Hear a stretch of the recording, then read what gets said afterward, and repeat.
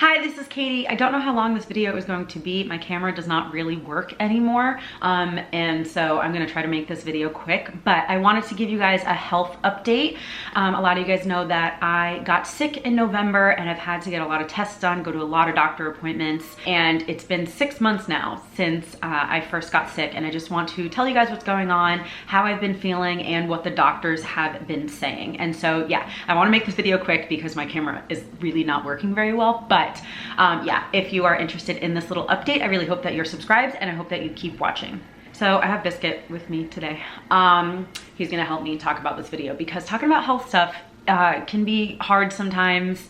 And so a tiny bit of a recap, if you haven't seen my other health videos. Late November, I started getting really bad chest pain anytime I swallowed food or water. And literally after having that pain for like a day, I went to urgent care. I was in the middle of like Missouri, I think, and I went to urgent care and she was like, yeah, this seems like a really bad bout of acid reflux. You need to go get more tests done because there's gonna be some reason why it's this bad. You need to go get more tests done. So I went to New York, which was where my insurance was, which is where I grew up. And I got so many tests done. I got like x-rays, ultrasounds, CAT scan, endoscopy, a bunch of stuff done. And basically what the doctors found is that I have something called eosinophilic esophagitis, which is abbreviated EOE, and it's an autoimmune chronic esophagus disorder where there's like a lot of inflammation. It's generally allergy related and it's not curable, but it is treatable with, you know, certain meds and specifically diet changes to kind of see what I'm allergic to and then completely cut that out. And then hopefully that would decrease, you know, the inflammation, the choking, the nausea, all the symptoms that come with EOE. They found that in an endoscopy doing a biopsy of my esophagus. And I'm not entirely sure if that's what was causing the acid reflux. That may have just been a separate thing. I don't really know, but it definitely did cause me to feel like I'm choking a lot or feel like how I always described it was like feeling really full in my throat after I ate. And also for years, I have felt nauseated after I ate. And so the EOE kind of explains those symptoms that I've had because it's just like real bad inflammation in your esophagus depending on the food and stuff that you're eating. The other thing that they found out in the endoscopy was that I have a tumor in my stomach, which I told you guys, you know, a few months ago. And so I've known about a tumor in my liver since I was like 23. So for like 12 years or something, I've known about a tumor in my liver called FNH, and it's the size of a baseball in my liver. And basically back then, you know, 12 years ago, they were like, you know, this is a really benign, non-cancerous, will never turn cancer kind of mass. And so we're just gonna leave it in because the surgery would be more dangerous. They're like, the only reason that we would ever be worried and that we would ever consider surgery is if it grew and or if it started causing symptoms or pain. And so I'm like, all right, cool. So, you know, didn't really have to worry about it much after that. I think there's construction going on where I am, by the way, and there's cars, just in case you can hear noises. But yeah, so when they found the stomach tumor through the endoscopy, they were pretty sure that it was actually my liver tumor pushing on my stomach. And so it wasn't necessarily a separate tumor. It was more that my liver was pushing on my stomach and causing like a mass, they call it a mass effect in my stomach. So that's basically what they found throughout all the testing that I got done over the winter in New York. And then in February, a lot of you guys know that I drove down to Charleston, South Carolina to spend some time with my dad and stay with my dad for a little while. While I was down there, it's a long story, but the shortest version is that I decided to switch my insurance to South Carolina and switch to seeing doctors in South Carolina. And so I'm kind of dealing with like two separate things here, right? The EOE and the stomach tumor / liver tumor. The EOE I'll talk about briefly because nothing has really changed since my last update that I'll post up here. Basically, I got put on a really strict diet of cutting out all the top 8 food allergens. And I also cut out a bunch of foods that are potential acid reflux triggers. And so I've been on a really strict diet for several months to hopefully reduce the inflammation. The EOE diet that I'm on, cutting out all the top 8 food allergens, that one is, I'm so sorry, the cars are so loud. I apologize. But yeah, so the top 8 food allergen diet that I had to cut those all out. That's an elimination diet. So basically at some point over the summer, I'm gonna start adding those foods back one by one to see if any or which of them trigger my EOE and basically make me feel like I'm gonna throw up or make me feel like I'm choking or make my throat feel like it's closing up, which is really, really terrifying. And there are obviously other ways to find out food allergies and stuff, but at least for EOE, this is like the thing that they do. They do an elimination diet. So basically right now I'm just kind of in the middle of that. I have found a bunch of foods that I can eat. It was kind of hard in the beginning, but a lot of you guys already know that I've been off gluten for like 10 years and I have dabbled in like dietary changes because of my digestive health over the years. And so cutting out all these top 8 food allergens, like it was a big change, but I'm really comfortable with it now. Like I know the foods that I can eat. I actually have like a decent array of foods that I can eat now that I have found to make like allergy friendly for me. And then in terms of like the acid reflux diet, again, I don't even know if the EOE actually did cause the acid reflux or if it's something with the stomach tumor or if it was just a separate thing. I have no idea. But the acid reflux basically has gone away. I was on meds for a while. I'm supposed to still be on the meds, but I have not been really good at taking them the last couple weeks because of my depression. Sometimes, do you guys ever get so depressed that you forget to even take like your vitamins or like your pills? Anyway, I need to get back on doing that every day, but I've just been on omeprazole and that has helped. And then changing my diet a little bit has helped, but I also cut out a lot of the potential acid reflux triggers. That's like a separate thing, right? Separate from the top 8 food allergen elimination diet, separate diets. So the elimination diet, I cannot add any of those foods back probably until about the summer. And I'm probably gonna do that under doctor's care. But the acid reflux potential triggers, I was allowed to start adding those back whenever I felt comfortable. And so I did. I've added back a bunch of stuff. I've added back like some spicy foods, some like fattier meats, some fried foods. I'm able to have a couple types of alcohol and none of those things really trigger me at all. The only thing that I have added back, because we're all different, right? Like anyone who has acid reflux, there are different things that could trigger you. Everyone is so different. The only 2 things that I have tried back that have triggered my acid reflux were Tito's vodka.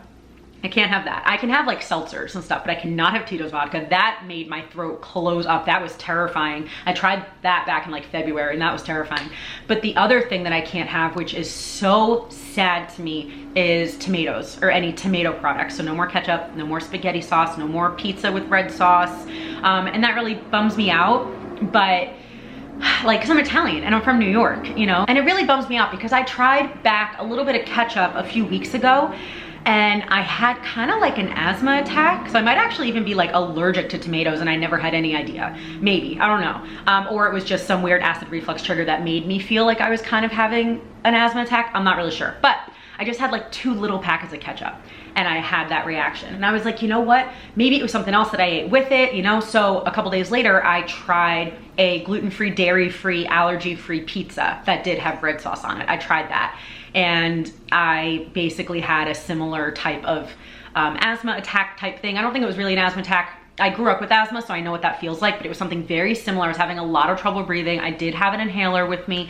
And then also after I ate that pizza with some of that sauce, my stomach hurt so bad for hours. So yeah, again, I'm not sure if it's an allergy, if it's an acid reflux trigger, if it's both, I don't know, but I can't have tomatoes or any tomato products anymore, which again is a bummer, but I'm okay cutting out a food that if I know it makes me sick, I'm totally okay cutting it out because I'd rather be healthy than be able to eat food that I like. You know what I mean? Like, and I really have found other foods that I love on this really strict diet. Like I was able to have a burger the other day with like an allergy-free bun, allergy-free cheese, and I didn't get sick. So maybe in the future I will make some more like cooking videos. I know I just made one making some nachos that I can eat, which is cool. And I've shown you guys some snacks and stuff that I can have and sandwiches and stuff, you know. So cutting out tomatoes, like probably forever is gonna be a little bit of a bummer, but I'm glad that I know that so that I can cut it out so that I won't get triggered more, you know what I mean?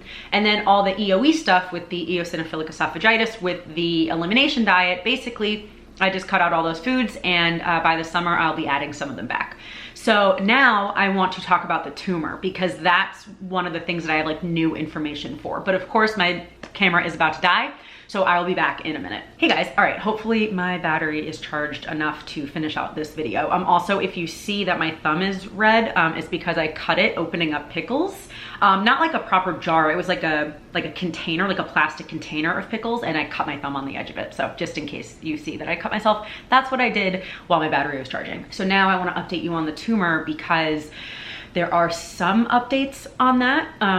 So during the endoscopy that I got in December or something, I mentioned that they really were thinking that my liver tumor is pushing on my stomach. And one of the other things that they found from either the CAT scan or I don't remember which other test, but they did find that my liver tumor grew. And if you remember earlier in this video, I said that the only reason that they ever would consider taking the liver tumor out is if it grew and or caused symptoms. So they did find out that it did grow. It went from about 6 centimeters. It's obviously like, it's not a perfect circle, but 6 centimeters, 6.5 centimeters in each way, to now it's about like 8.5 centimeters in each way. So it has grown a decent amount.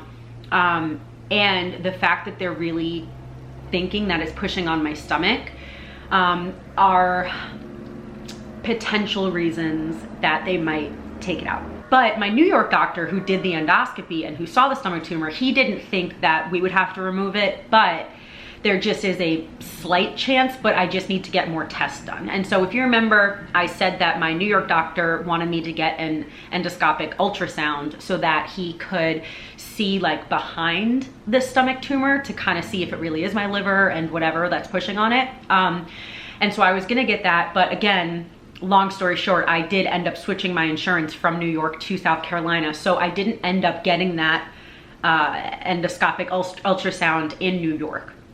I switched my insurance to South Carolina so that I could see a doctor in South Carolina and then that they could do all the procedures and stuff. And my doctor in New York, I spoke to him about it. He thought that that was an okay idea. So that's what I did. So I did see a doctor in Charleston and he's like, yeah, we need to do the endoscopic ultrasound. He's like, but first I want to do an MRI so that he could see, because I haven't had an MRI on my liver or my stomach in years.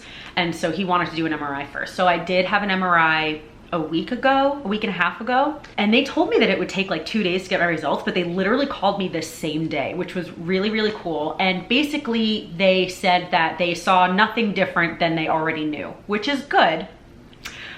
So now I just have to wait to get my next endoscopic ultrasound. That's very hard for me to say for some reason, but that now is scheduled for July.